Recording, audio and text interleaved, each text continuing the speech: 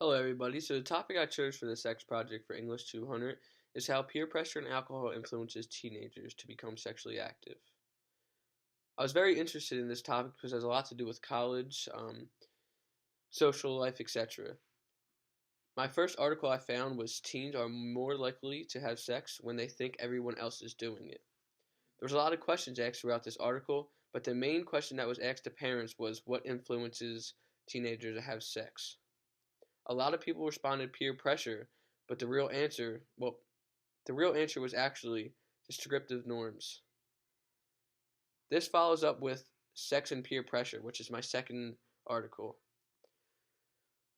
This explained a lot of differences between different peer pressures and how teens distance themselves from their parents, which then can begin to cause them to rely on the advice and support that their friends give them.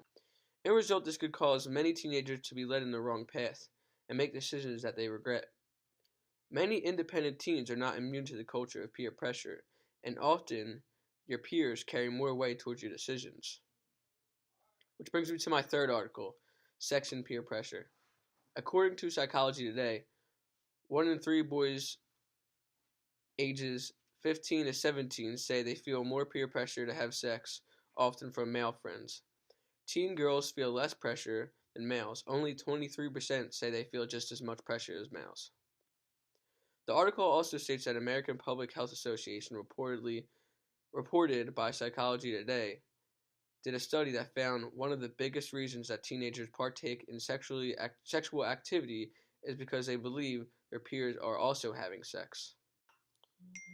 Which brings me to another article called Does Drinking Lead to Sex? Daily Alcohol Sex Behaviors and Expectancies Among College Students. Through statistics and personal knowledge, they were able to persuade me into how alcohol actually does affect teens that have sex.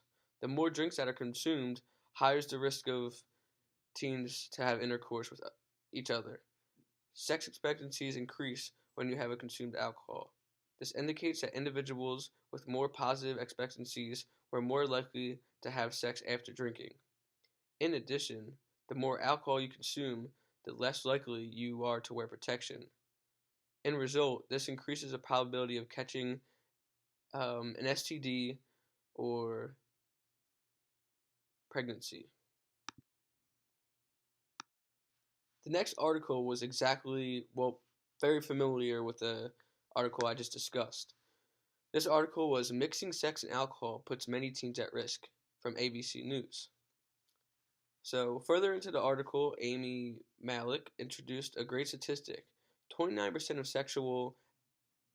sexual activity, 15 years old to 24 years old, surveyed, say that they have done more sexually than they had planned while drinking or using drugs, and 74% say their peers often do not use condoms when they are drinking or using drugs.